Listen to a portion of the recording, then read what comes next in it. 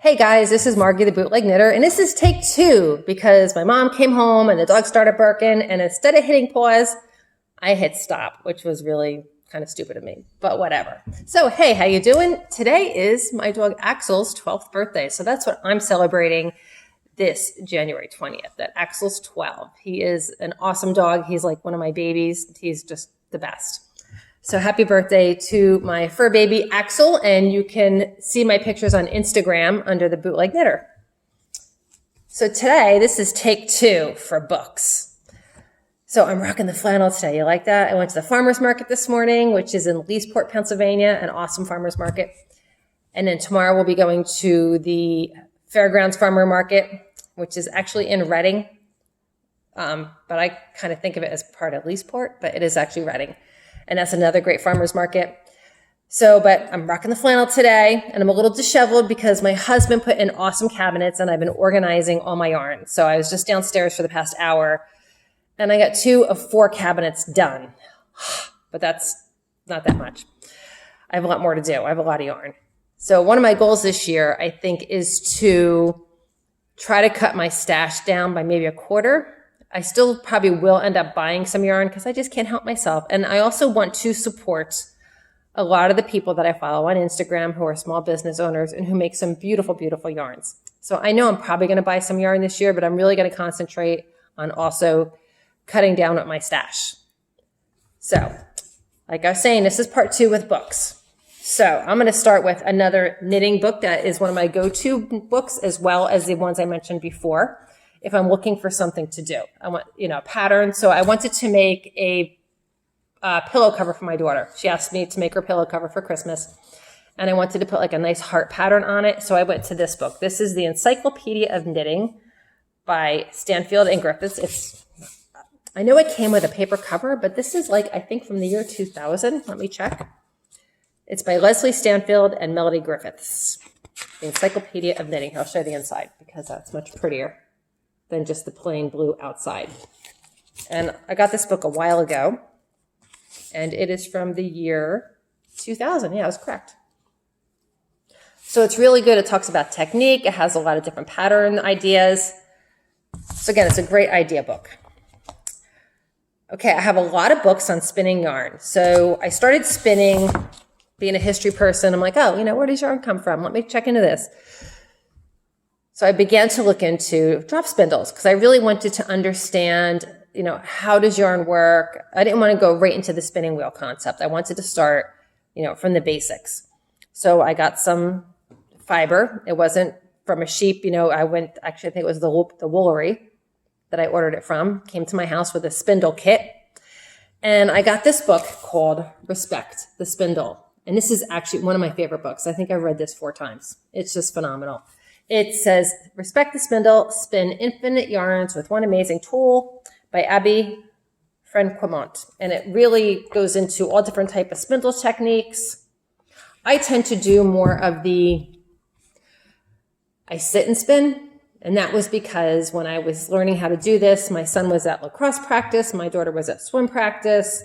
I was sitting a lot of times, sometimes in the car when it was colder out. So I would, grade my papers. I was a teacher. And when I was done grading, I would pull out the spindle and I would sit in the car and spin on the spindle. And it was really funny because last week my husband and I were watching a television program on the Iceman, and I'm having a major brain cramp and can't remember what they named him, but they were investigating his Iron Age villages, like when he was alive, what his lifestyle would have been like. And they went to one of the local villages where he probably had been, and they found all these spindles where they were spinning fiber. It was so cool. And I was actually sitting on the couch at the time, spinning on a Turkish spindle or a cross spindle. And my husband's like, looking at the TV. He looks at me. He looks at the TV. He looks at me. He's like, this is so weird. Because we're watching, about ancient spindles, and I'm sitting on the couch still doing the same technique that has been around thousands of years. So it's pretty cool. So Respect the Spindle, very good book. Another good book, if you're a beginning spinner, is The Complete Guide to Spinning Yarn, Techniques, Projects, and Recipes by Brenda Gibson with a consultant by Aileen Chang. So that's this book right here. This book is really good. Like I said, if you're just getting into spinning, it has a lot of information about how to wash your fiber, how to open it up to get it ready to do whatever you're going to do with it. Some people will wash the fiber and then they'll take the locks and just flick them a little bit. I love to do that with my longer fibers, and I just spin right from the lock. So it talks about drop spindles. It talks about how to hand card. It talks about making skeins after you're done spinning. So it has a lot of technique. And this is, again, an older book. I love oldies but goodies. This is 2011, so not that old. So if you're thinking about spinning, this is a great book. Once you've gained some confidence in your spinning, I have 2 books that are really good for taking it to the next level. This is the first one. This is called Spinning Wool Beyond the Basics by Ann Field. Again, this is an older book. This is from, let me check the copyright out, excuse me, as I turn the page, 1997, but originally it was reprinted in 97, I'm sorry. Copyright 1995 by Ann Field. It's in black and white, but I have learned so much about the characteristics of fiber from this book. Now, so when I first started spinning on a spin wheel, I joined a group in Maine, and we call ourselves the Foothill Fiber Friend. Hi, guys. Love you. Miss you. And I would walk into my friend Rhonda's home, and she'd be talking about crimp and prickle factor and microns and all this stuff. And it was like whoosh over my head. I felt so overwhelmed. So I got this book, I got it used, and I started to read it. And I didn't study it because I'm like, I'm not going to freak myself out. I'm not going to be like, wow, gotta know this. So I would just read a little bit at night and then go to Rhonda's house. I'd read a little bit at night and then go the next week to Rhonda's house. And gradually, I think the 3rd time I read this, and after listening to the great wealth of information from my friends, I'm like, oh, that's what they're talking about. Oh, I get it.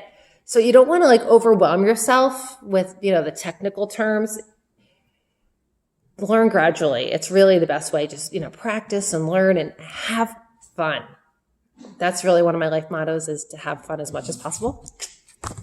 Now, after you have gone from the basics and you feel like, okay, I got this, and now I want to really start going for it.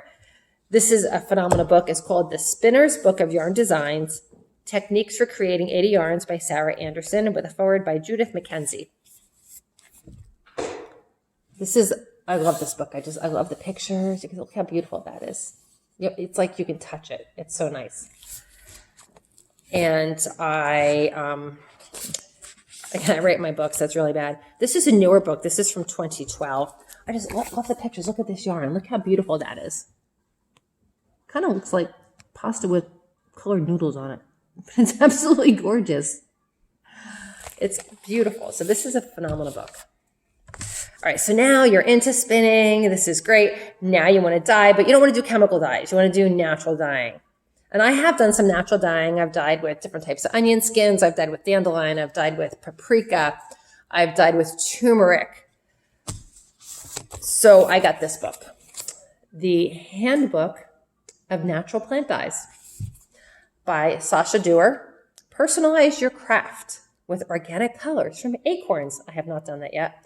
Blackberries, coffee. I have done coffee, and other everyday ingredients. So the yarn I did with coffee, it was like 6 months later. And even though I washed it, when you would smell it, you could just have the slight scent of coffee. It was so nice. But I will tell you, I did have to do, they said like, oh, save your coffee grinds. I had to do it twice to get it the color that I was going for. So this book is definitely, you can tell, one of my go-to books. Look at all the little tabbies in there. And it talks about all different type of materials that you can use for natural dyeing. Okay, one of the first knitting books I got after I learned how to knit, I'm like, oh, I want to knit a hat now, okay? So I had already crocheted some hats because I actually knew how to crochet before I knew how to knit. But then I'm like, I want to knit hats. So I got this book. And first of all, look how cute this book is. It's just adorable. So it's called Knit Hats, 15 Cool Patterns to Keep You Warm, edited by Gwen Stege, S-T-E-G-E. I hope I said that right. So what I really like about this book is it talks a lot about technique. It talks about how you can do it straight across the needles. It talks about the dreaded DP ends or double pointed needles where you're knitting on more than one needle at a time. And it's really not that bad. It's really not that intimidating. A lot of people are intimidated by it, but this talks about it. It has really great drawing pictures. So for example, let me find a good picture for you and I'll show you what I'm talking about. Here we go. So here are like nice DPN pictures on how to join the yarn using a DPN. And the patterns are just written so nice. So even if you, here you go, nice, simple watch cap. Beautiful hat. So you can do this on a flat needle, you know, just back and forth, back and forth. And then you can, you know, sew it up the back. And then if you become more experienced, then you can also do it in the round. So nice, easy hat. And then in the end, as you get later, you can do an ear flap hat. Here's a felted hat. So this is a really great book, you know, to learn how to knit hats. Moving forward into my advanced years now, not really advanced. I was a history teacher, so I love history. And I love mittens. Those that have brought some of my mittens know that like making mittens is like the thing I love to do. I don't know why, I just do it. To me, it's like this, the hand comfort, the warmth. It's like a hug for your hands. I know that sounds corny, but to me, when I make mittens and I put my love into my mittens, that's what it feels like to me. I'm putting love into somebody's hands.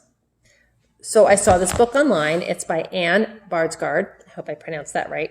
And I'll show you the picture in a minute. It's called Selbu Mittens. It's Discover the Rich History of Norwegian Knitting Tradition with over 500 charts and 55 classic patterns. This book is beautiful. Look at those beautiful, beautiful mittens. Now, I will not be writing in this book because this book is just absolutely too gorgeous. A lot of it is history in the beginning. It's phenomenal. It has a little ribbon so I can keep my page. I'm only on page 36, 37. And it's already just, what a great book. So I do have more books, so I probably will be doing a part 3 on this. But these are really the other day when I put the film up for part 1, and this is part 2. They really are like my favorite books.